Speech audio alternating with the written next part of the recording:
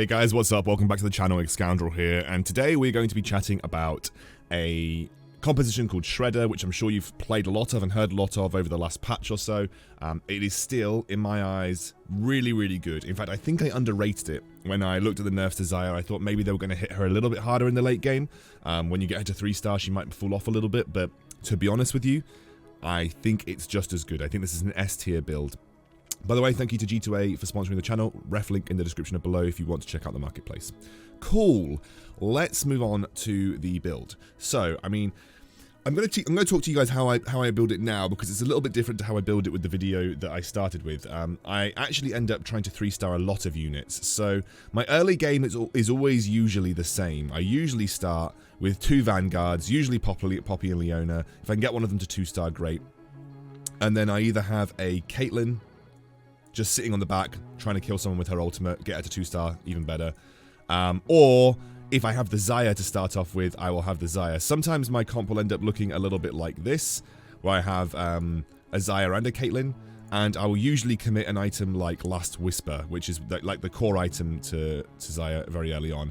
I would recommend that you prioritize QSS and Last Whisper, and then your last offensive item can be a bit flexible. I would say that you're not going to get top 1 or top 2 if that last item is not Deathblade or Infinity Edge. So I'm just going to put those on to begin with. I used Infinity Edge this game, but I think Deathblade is just as good. But that should be your core item setup for Xayah. But I usually start the game with Last Whisper, and then I try and prioritize a QSS. If you do not get a QSS on Xayah, you are going to have a bad time. You're going to have a really bad time. You need her to be attacking for the first 10 seconds of every fight. Otherwise, you're going to be in the shitter, I'm afraid, guys. I've tried playing this build with 3 offensive items Xayah. I've tried playing it without QSS. I've tried playing it with Trap Claw. This build needs QSS. Trap Claw is a second best, but QSS is just better. Plus, it gives you some crit, which is really good when you're running Infinity Edge and Last Whisper. So, when we transition, we usually transition at around level 4. The reason it's really simple to transition is because usually you're just going to slam units at level 4 that you're going to want to keep for the rest of the game. So, at level 4, I'm usually getting rid of... I'm selling my Poppy and my...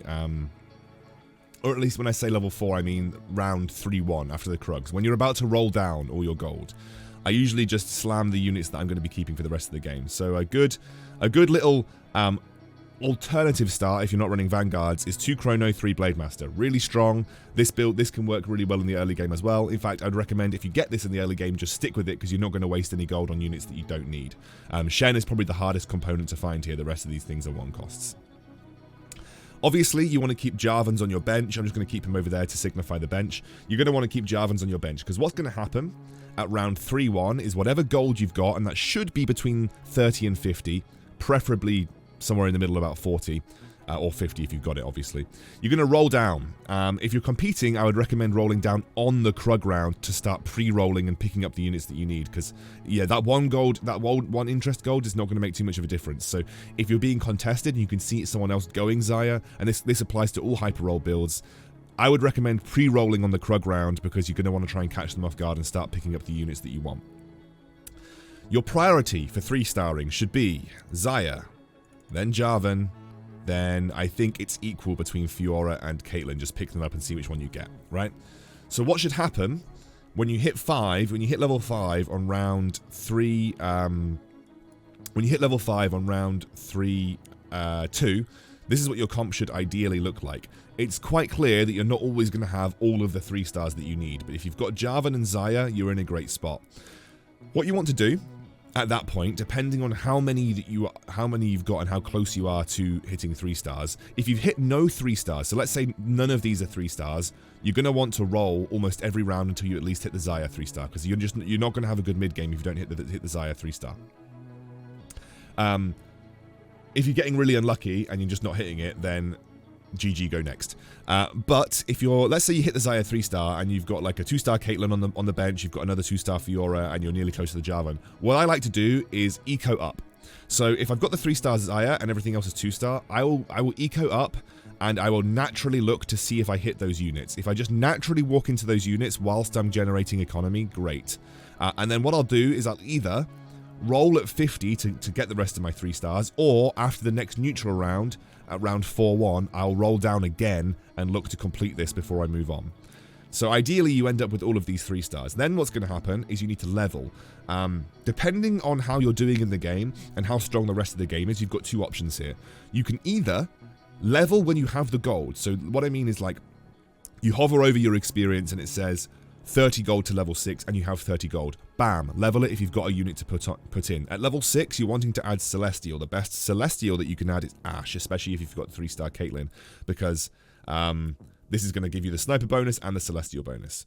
Bam, that's your level 6. Now you can either do that by hard rolling to level 6, or you can do it by obviously slow rolling at 50 gold. Then you want to get to level 7 and level 8. At level 7, I would recommend adding in something like a Rakan or a Zinzal, because that's going to give you the protector bonus for your Jarvan, which is not a big thing, but it will, and plus the CC from Rakan is nice, but it's not a big thing, but it will definitely help. So I'd recommend doing that. Then, at level 8, you're going to want to add Kassadin. This is going to give you 4 Celestial, okay? I used to run Irelia over Fiora, but a Fiora is, I think, more utility because she has a 3-star stun. A 4-second stun at 3-star. What you're going to want to do then is try and get your Shen to 3-star, and in terms of other items that can go on people, if I get another QSS, I like to slam it on the Caitlyn, because it just makes her safe in the back corner. She can't get blitz hooked, and actually Caitlyn's a very, very good source of damage, plus her ultimate is likely to kill anybody. Like, if her ultimate hits someone at 3-star, she's going to kill someone, right? Then with other itemization, I like to give Fiora stuff. So GA is good for Fiora, Spear of Shojin is good for Fiora, just because it allows her to, with the Blade Master bonus, it allows her to get a stun. Otherwise, I either like those items on Shen as well. Like Shen with Spear of Shojin just means he's going to get that null zone over and over again. That's really nice. I like Ionic Spark on Jarvan, and I also like Xerot Portal, but Xerot Portal does fall off as the game goes on. So Xerot Portal is more for your mid game. I wouldn't recommend slamming it unless you have nothing better to put on the Jarvan. But yeah, I usually end up looking something like this. So this is the Shredder build. Let's go into a game and talk about what I did in the game that I played. Okay, so I unfortunately started recording this one halfway towards the Krugs. I thought I hit record at the start of the game, but it doesn't really matter. Let's just talk about the early game here. This was Galactic Armory, and we got given Quicksilver and Hand of Justice. So I found a Last Whisper from the first neutral round, and I thought Quicksilver plus Hand of Justice. There were a couple of things that pop out in my mind when it comes to Quicksilver and Hand of Justice. The most obvious is Kayle Carry, because those are items that are great for Kayle, right? The other one was like, I thought, well, I've got Quicksilver and I've got Last Whisper already, so that's really good for Shredder. So what I did is I committed the Last Whisper super early. I scouted to see if anyone else was going Xayah. They were not. And so I felt pretty comfortable just going full-on Xayah at this point in time. And you can see what I'm doing here is I'm running the Vanguard frontline with Xayah just with the Last Whisper, and it's actually working out quite well. I'm not win streaking, but I'm win streaking now because I've got 3 wins in a row, but I wasn't losing a lot of HP, which is really nice when it comes to this. Unfortunately, what you're going to notice here is that my Jarvan's got I picked up a Jarvan from the carousel who had a glove on him. That glove was unfortunately able to, I essentially combined it. I had to combine the gloves, which sucked because I didn't want to do that. So I'm going to have to sell the Jarvan, which would actually, I would have got a 3-star Jarvan much quicker if I hadn't sold that Jarvan there.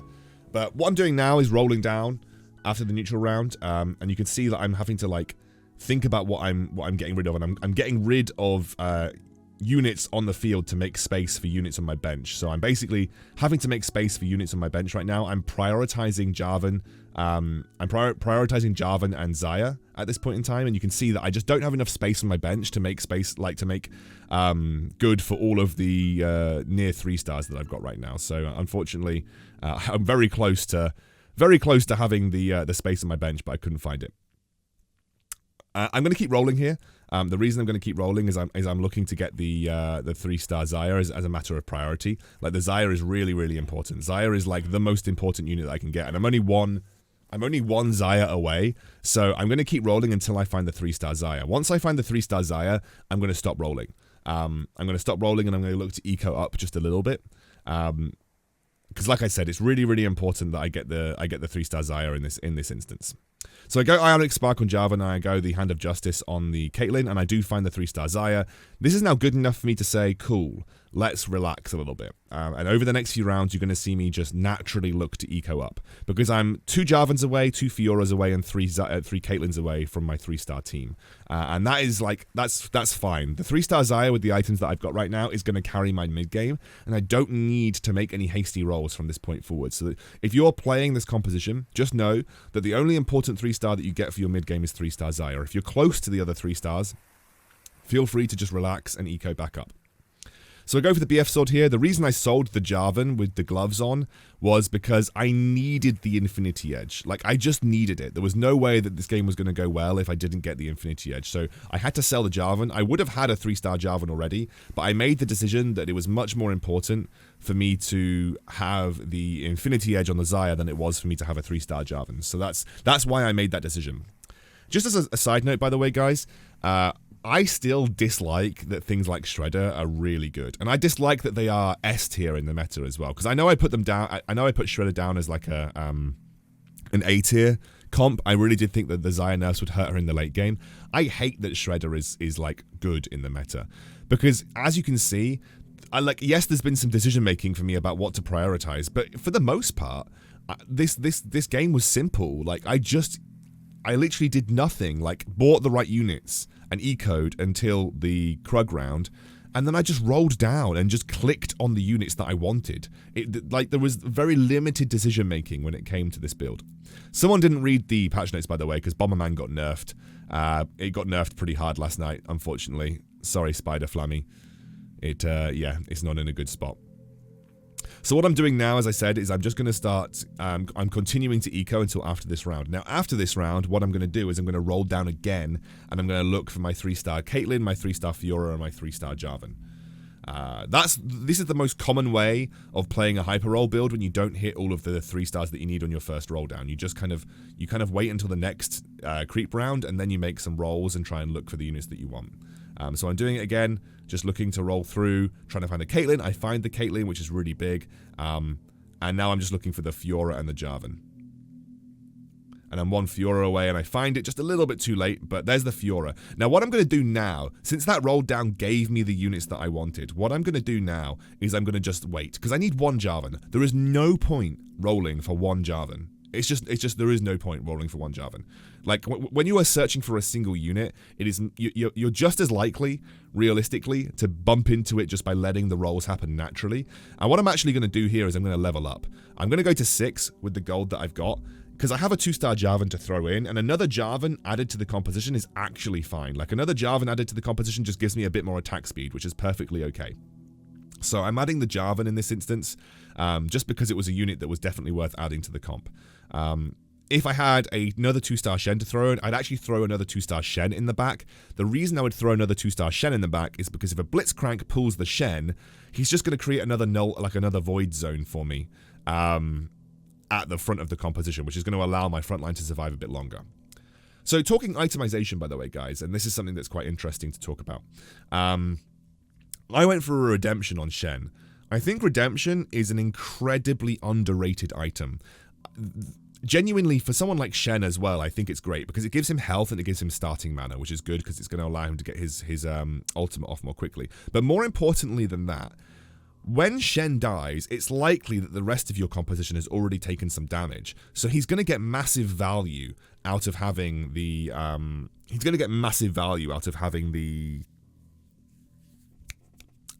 redemption on him, and your team's going to benefit from it massively.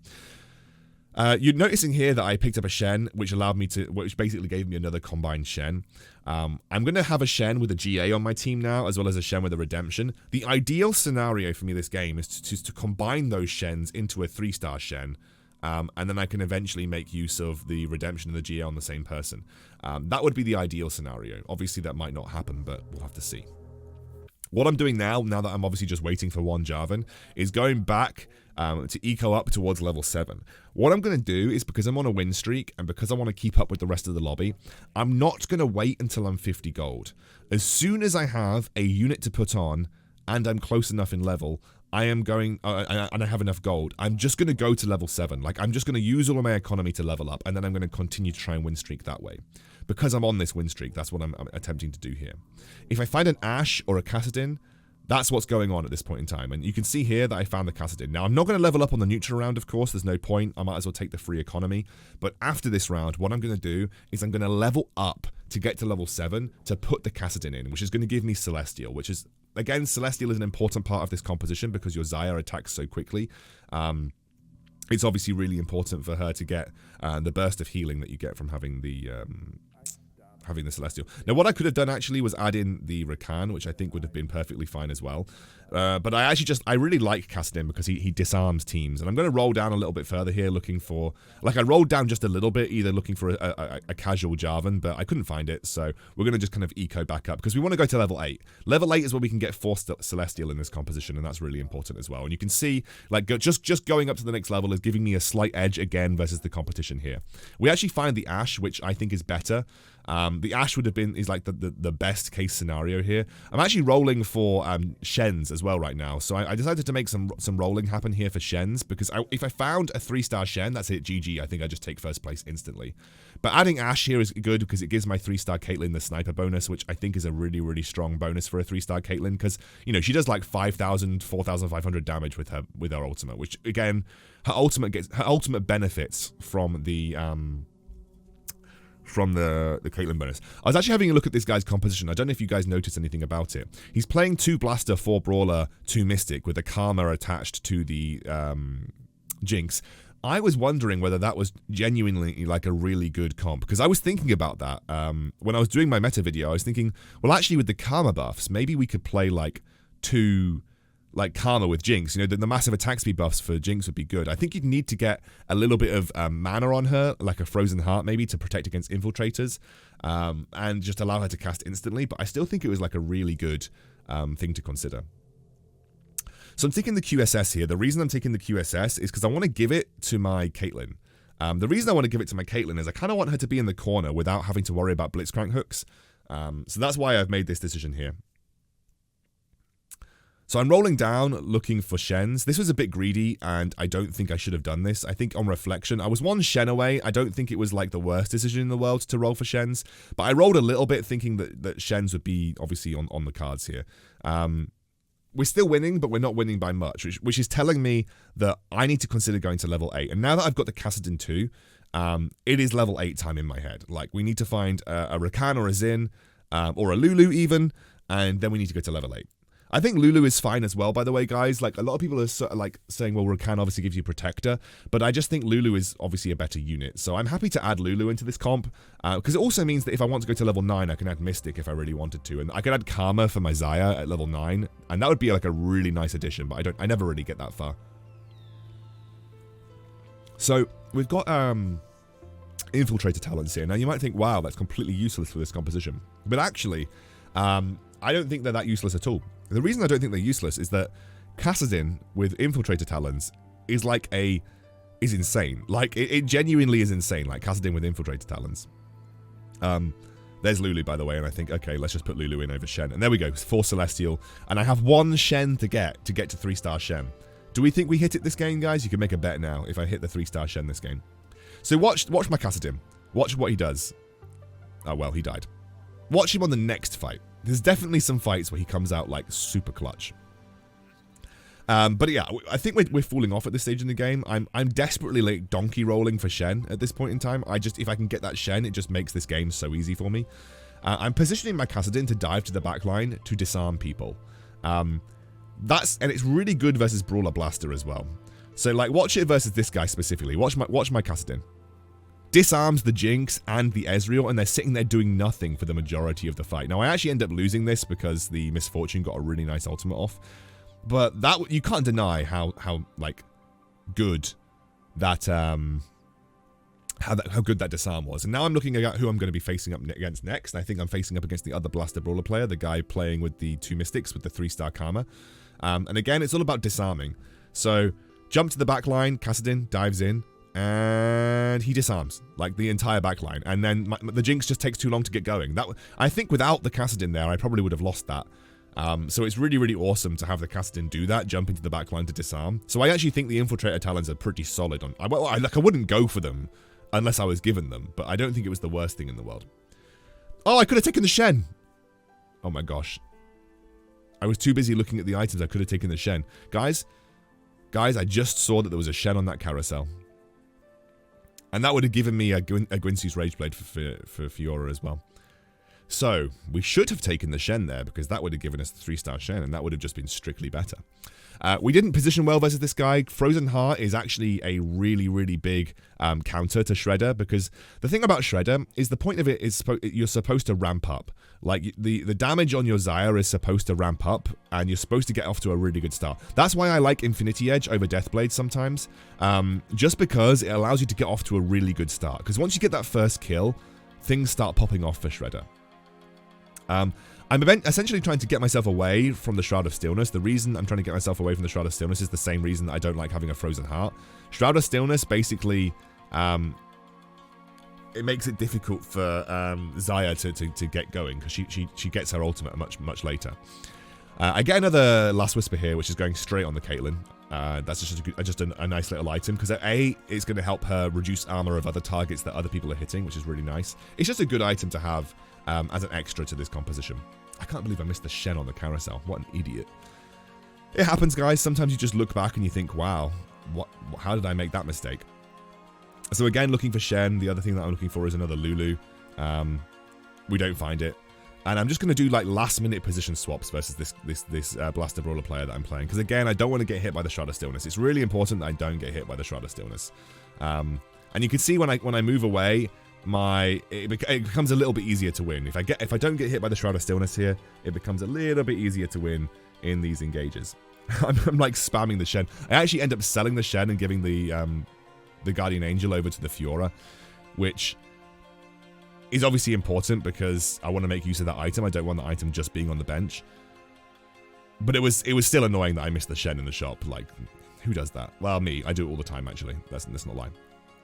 So my Xayah died here to the Misfortune, which was unfortunate. But I'm going to lock for the Lulu here and just get the Lulu too. And again, I'm just looking to have... Oh, there's another Shen. Oh, wait, I've already lost the Shen. Never mind. I'm just basically looking to have my Caitlyn tank the hook. And then I'm going to put... What I'm doing here is I'm going to bait him thinking I'm staying on this side. And then I'm going to put everything in the middle. So you notice that he moved his Cho'Gath over to the other side to try and catch me out. I ended up just putting everything in the middle. Which actually gave my Xayah slightly better positioning, and we ended up winning really easily. So that was a good win. And yeah, Shredder's still busted, guys.